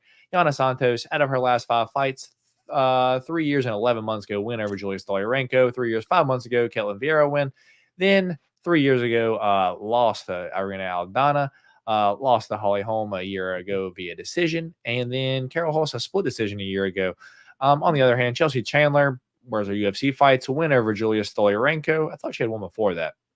Lost to Norma Dumont, and then Josie and Nunez win. But this one, dude, I could have swore she fought Tamira Vidal. I must be thinking about someone else. I'm not sure. Anyway, currently odds for this fight are minus 146 for Yana Santos, plus 114 for Chelsea Chandler. This is what's happening here. Yana Santos, 34 years old, 5'8", 68-inch reach. While Chelsea Chandler, 33 years old, 5'8", 68-inch reach. D-Rose, are we going to have our little plus minus 100 play of the week here in Chelsea Chandler? Because I don't think there's a shot in hell Yana Santos wins this fight. Which way are you going here, man? I'm going Chelsea Chandler, probably via first round finish, dude. Ate the propaganda. Wow. I did. Man, I will tell you, I am going Chelsea Chandler here as well. I do think that it ends up going to a decision. Chelsea Chandler does have good grappling. She's a thick girl. She'll definitely use her takedowns to her advantage. But should Yana be the betting favorite? No. But I do think this fight is close, just because if you remember back in that Carol Hoza and Yana fight, there were moments where Carol Hoza was kind of needing to go for a takedown to kind of secure that last round, and Yana Santos did pretty well defending them for the most part and was able to keep it on the feet. But I think Carol Hoza was able to land those power shots to really steal the fight. But yeah, Yana Santos does have pretty good takedown defense, and Chelsea Chandler's striking is not great. So, yeah, I'm going Chelsea Chandler here as well, because I had already kind of had that on my mind. But yeah, I don't see it being a finish. I don't see it being a finish for Chelsea Chandler unless she shows me an improvement in her striking that I just haven't seen. All right, dude. Well, it looks like me and you are both on Chelsea Chandler, plus 114 possible for the parlay prop of the week. Chelsea Chandler money line. So we'll move on to the next one, being El Guapo Chris Gutierrez taking on Quang Bang Lee. Yeah, don't know anything about him. He is 8-0 from Vietnam. Yeah. So El Guapo Chris Gutierrez is 25-2. Out of his last 5 fights, win over Danab Bakari, win over Frankie Edgar Knee, disgustingly. Lost to Pedro Munoz, win over Elatong Haley, and lost to Song Yadong via decision 7 months ago. So Chris Gutierrez is a really good fighter. Bang Quang Lee is from LFA, and yeah, that's all I know, to be honest. He is undefeated, 8-0. Chris Gutierrez is 33 years old, 5'9", and a 67-inch reach, while Quang Lee is 32 years old, 5'6", and a 70-inch reach. Yeah, dude. Give me Chris Gutierrez to leg kick the UFC newcomer to a decision until I find out something else. So, Chris Gutierrez currently minus 430, the favorite, and Quang Lee plus 300. So, pretty much not even parlayable at that point, and you're getting a little risky if you're putting them in your parlays, because we don't really know much about Quang Lee at this level. So, we'll find out. Yeah. So, give me Chris Gutierrez leg kick via decision. Which way are you going here, man? Yeah, that and Paul is Chris saying Gutierrez. Yana Santos may dominate this fight. Interesting. Yeah, this is definitely, Steven, this is definitely one of those cards. This is just to get you through. This is just to get you through the next week. Hey, this is just hey, it might not be that full on hit that you want, but this is this is just a little black and mild, just to carry over into the weekend. But yeah, I think Chris Gutierrez is not reliable to bet on as well, because Pedro Munoz, he was a pretty big favorite going in that fight. He gets hit with one hard punch and basically decides to not fight the rest of the fight.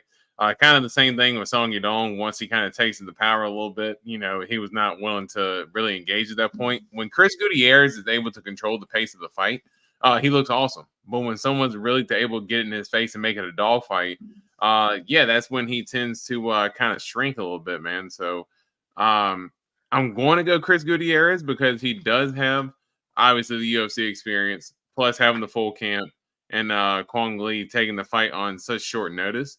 But yeah, I'm not getting anywhere near this fight in terms of betting. because I would not be surprised if Kwang Lee came in and landed a big shot, and all of a sudden Chris Gutierrez just doesn't engage for the next 2 rounds. So give me Chris Gutierrez here, but I'm not going to lie, not confidently. Yeah. What's going on, Daniel? How you doing tonight, brother? We've got So True, I Got These Cheeseburgers. All right. So with that being said, we'll move on to the next fight, being Left Hand to God, Danny Barlow taking on Nikolai Veretinnikov. I believe I said that right. Left Hand to God. Danny Barlow is 8-0. UFC, the only time he's fought in the UFC was a win over Josh Quinlan. And I believe me and you picked differently on that fight, D. Rose, and when we picked champ that week on that one. And then we saw him on the Contender Series land the left hand there as well. We haven't seen Nikolai at all. So he's a UFC newcomer, I believe, on short notice as well. Currently, odds for this fight are plus 300 for Nikolai and minus 430 for left-handed god Danny Barlow. Danny Barlow, 29 years old, 6'2" and a 79-inch reach, while Nikolai Veretinnikov is 34 years old, 6'1", 74-inch reach. I think this could be a close fight just because, Danny Barlow's good, but he's kind of green. He's don't got the cleanest striking in the world and really relies on his power. So if he can't really be hurting you every single round, or I just feel like there are holes there that can be exposed. And I just look at this dude's last name and I'm like, well, he's a wrestler from Kazakhstan. Could be a close fight, man. I don't like it. Give me Danny Barlow to win just because I've seen him fight. I've never seen Nikolai fight, but he is from Kazakhstan, dude. He is 12-4. Could be a problem, but give me left-handed guy Danny Barlow to win this fight via decision. Just doing enough to win, man. Which way you going here? This fight's interesting. As you said, I did pick against Danny Barlow in his last fight, but yeah, Josh Quinlan, I think he kind of just showed me, and especially in his last fight against Adam Fugit, that maybe Josh Quinlan isn't quite for the UFC level. Mm-hmm. But I will say Danny Barlow, big power in his hands, a good striker. As you said, we don't know much about Nikolai, but if there's one thing that I could probably infer from his name, probably got some wrestling, man. And and what I'm curious to see is if Danny Barlow can really handle that type of pressure. Short notice, man. Nikolai's really got his back up against the wall. But I'm going to pull the trigger on the dog here, man. Let's go Nikolai here to use his wrestling to try to lessen the power from Danny Barlow and gets a decision here, man. So let's go Nikolai here. Not confidently, obviously, but dude, I mean, it's fucked. But 2 of our 3 different picks right now are 2 that I can for sure see winning just because it's just because of the matchup. But I'm just going to pick the favorite just because clearly last week the bookmakers were fucking spot on, dude. So they're getting a lot better than they used to be. It's not too easy to find a solid dog anymore. So we'll move on to the next fight, which will be the co-main event of the evening. And I know D Rose is excited for it. This is the one that he's been ready for this whole podcast. The only one that he's ready to talk about for the most part. And it is none other. And it is Chepe Machine Gun Mariscal taking on Damon the Leech Jackson, or Action Jackson. I don't know which one it's going to be. Chepe's record overall is 16-6, and in the UFC, he is 3-0 with a win over Trevor Peake, win over Jack Jenkins, and then a win over Morgan Charrier split decision, which, man, I thought Morgan won that fight, but it is what it is. On the other hand, Damon the Leech Jackson is 23-6-1 with a win over Alexander Hernandez split decision, loss over to Billy Q, Lost to Dan Ige. Lost to beat Pat Sabatini in that. That was the night that his brother died, or that week, and he went out there and was probably going to take out anyone that he fought, not named Ilia Topuria. And then, Dan Argueta beat him 2 years ago via decision, dude, when he was kind of on a little roll before the Dan Ige knockout. But yeah, dude, odds for this fight are currently minus 245 for Chepe Mariscal, plus 186. Chepe is still parlayable, D-Rose. So he is 31 years old, 5'7" and a 69-inch reach, while Damon Jackson is 36 years old, 5'11" and a 71-inch reach. Yeah, I'm pretty sure me and you are going to have the same read here, so I'm just going to pass it to you and let you speak on it, D-Rose. Yeah, I think it's a fun fight, and as you said, Action Jackson. We don't know what nickname he's going to end up going by, but he normally brings a fight, man. And I will give Damon Jackson credit that in his last fight, what was it, against Alexander Hernandez? In that fight, I think we were both pretty high on Alexander Hernandez going in there and knocking out Damon Jackson.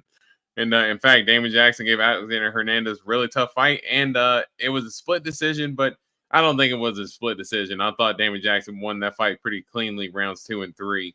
So Damon Jackson's always got that dog in him, man. But man, I love the way Chepe fights, man. He's just got that just that downright just dirty. He's got that dirty dog mentality, man. Just he just bites down on the mouthpiece, just goes for it. And he doesn't have the most power, but he's got clean boxing. Good wrestling, good defensive wrestling as well. Defending the takedowns and going for sweeps and stuff like that to really basically save himself. Just a very well-rounded fighter, and had a lot of UFC experience before actually getting into the UFC. I mean, he fought guys like Eustace Zalal and Joe Anderson Brito and Steve Garcia before he even got into the UFC. So he already has some pretty high-level experience coming in. Now he's got some wins under his belt, like against Jack Jenkins and Morgan Charrier, to really back up that he's been putting in good work, man. So I think Chepe ends up getting the win here. I want to say either third round finish or decision. Like if I'm betting this, I'm probably going to go Chepe round 3 or decision. I think maybe a late finish, maybe Chepe just ends up pouring it on there at the last minute. Or maybe just ends up kind of boxing him up to a 3-round decision here, but give me Chepe. Yeah, I pretty much agree 100%. I'm going Chepe via decision, just because if you don't get Damon Jackson out there in the first round, he kind of turns it up throughout the fight. So I think it gets harder throughout the fight. So I like Chepe via decision in this fight. So me and D-Rose both on Chepe there. So we'll move on to the main event of the evening. The guy with the terrible haircut taking on a vampire. We have Marcin Tybura taking on polar bear Sergey Spivac, or Nosferatu, the vampire from 30 Days of Night. Shout out Uncle Weezy and Brody. They crack me up with that. So Marcin Tybura, 25-8-0, will be 26-8-0 this weekend if he can bring Garla into the octagon. But he's going to be taking on Sergey Spivac, that is 16-4. Out of each one of these last 5 fights, they are both 3-2. With a loss to Alexander Volkov and Tom Aspinall for Marcin Tybura, and Cyril Gahn and Tom Aspinall for Sergey Spivac. Wins for Sergey Spivac: Greg Hardy, Augusto Sakai, and Derek Lewis. Wins for Marcin Tybura: Alexander Romanov, Blagoy Ivanov, and Tai Tuivasa. That'll be a good fight, dude. Both fighters tend to fight shitty dudes when they're wrestling, so we'll see what happens here. Marcin Tybura is 38 years old, 6'3" and a 78-inch reach, while the Moldovan Nosferatu is 2,900 years old, 6'3" and a 78-inch reach. He could be a vampire. You never really know, but yeah, his age is the infinite symbol. I don't know what that means. Dude. I guess give me this vampire to go out here, bite the neck of Marcin Tybura, suck the blood, and just drain him of all of his blood. So give me Sergey Spivac to win this fight via second round blood sucking. Which way you go? Just kidding. I guess, blah blah. dude. I think realistically, Sergey Spivac has the better wrestling of the two, but Marcin Tybura is a little bowling ball, so could be kind of hard to get down. But Sergey Spivac has these good trips where he'll tie you in, tie up your feet, and just kind of fall on you. And Marcin Tybura will lay on his back the entire round. So, I think we're going to see either Sergey Spivac late submission, possibly like round 3-4, or if not, we're going to see Sergey Spivac just 5 rounds wrestling. So give me the favorite, -172, Sergey Spivac to win this fight via decision. Marcin Tybura +134, though. Which way are you going here, man? Yeah, this one's going to be a tough one. When I say tough, I mean this is going to be a slow, slogging, heavy. Steve saying tiny cage, both, big guys. Dude, Steven, they're both barely going to be able to fit in the damn cage, let alone actually be able to fight one another, dude.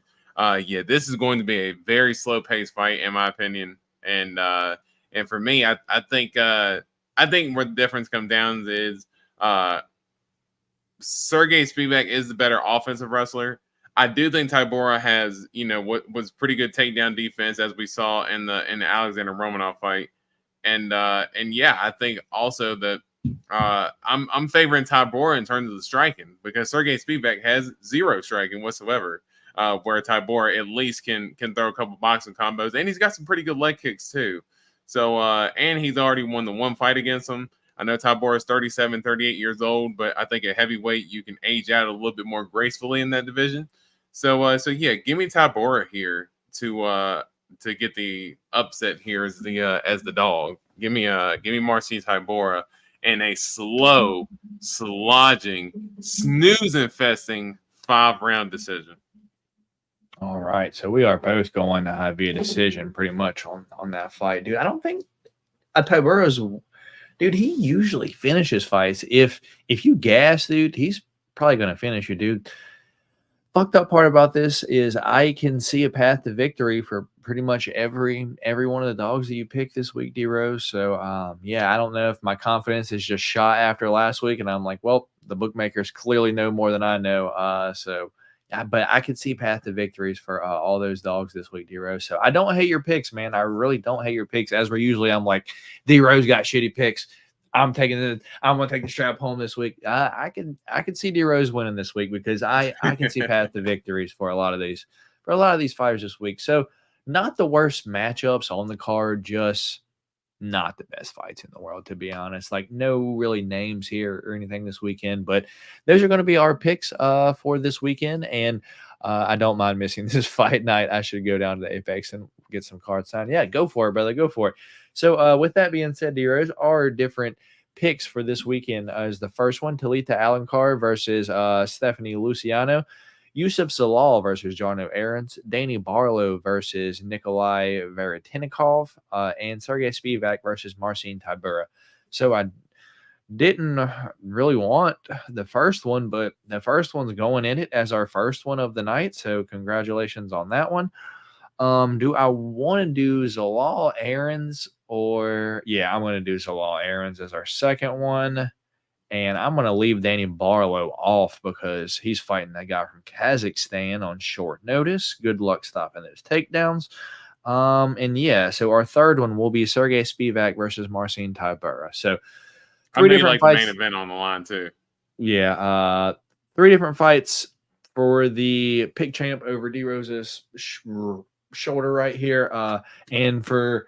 And for some bean eating on next week's podcast, we have first different fight is Talita Alencar versus Stephanie Luciano, where I am on Talita Alencar, D-Rose on Stephanie Luciano. Second different fight is Yusuf Zalal versus Jarno Aarons, where I'm on the big favorite, Yusuf Zalal, D-Rose on the dog, Jarno Aarons. And the last one is Sergey Spivac versus Marcin Tybura. Once again, I'm on the favorite, Sergey Spivac, D-Rose on the dog, Marcin Tybura. So I guess I got the dog in the first fight of the night in Talitha Alencar. I don't think she should be the dog because she was the favorite last time they fought. But hey, it's okay. I got one dog, so I don't feel too bad about picking the favorites this week, D Rose.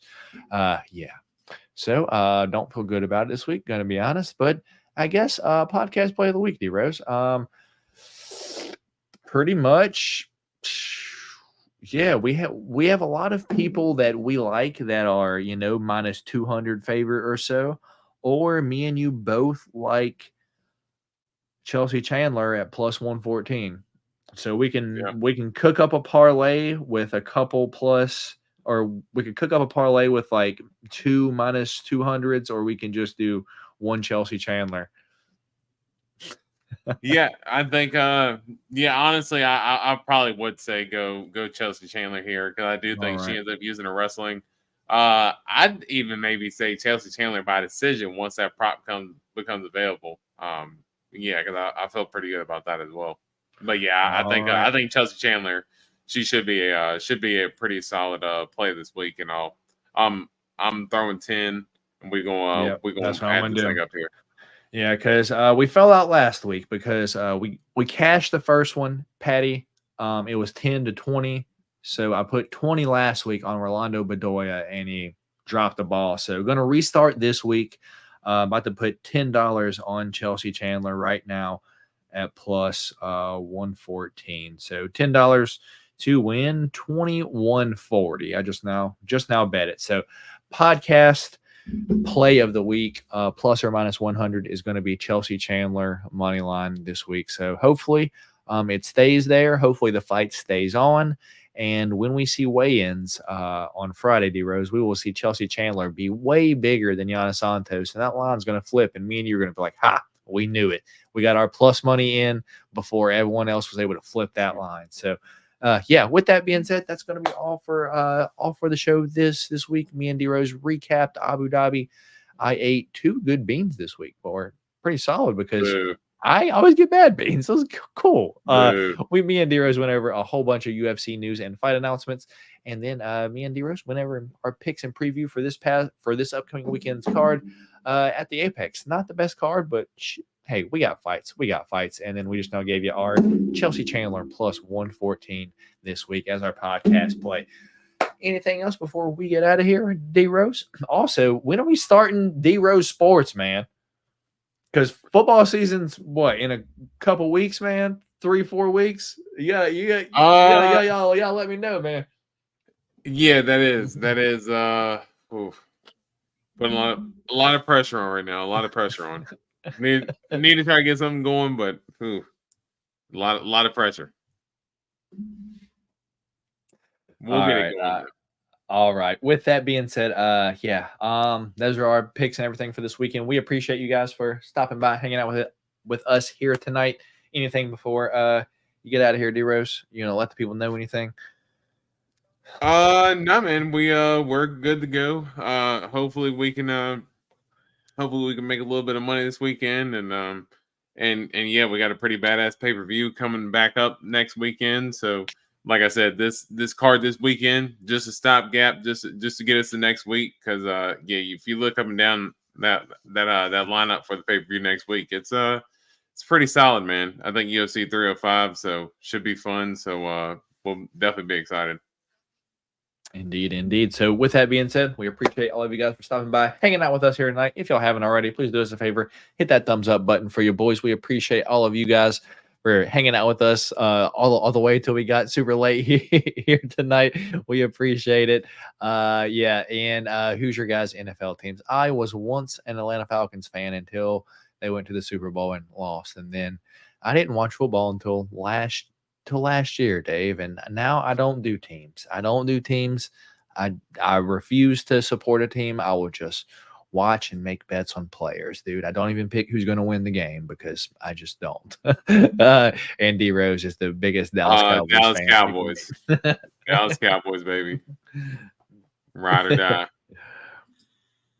And Sugar Sharp going for the Giants. Steven for the Patriots. Oh, shit. Yeah. All right, you guys. With that being said, well, D-Rose, I want to get you set up, dude. I'm gonna make your channel. I'm gonna create your logo, and then all of a sudden you're gonna be like, "What the? D-Rose Sports is already a channel, man." I'm like, "Yeah, it's yours." Take this shit. All right. So, with that being said, we will catch all of you guys. I will catch all of you guys Friday for Change the Cheddar, and then we'll be back recapping it all, going again next week. So with that being said, thank you guys all for stopping by, hanging out with us here tonight, myself and D Rose, and we will catch you all next week live for the podcast, same time, right back here. Peace. Peace.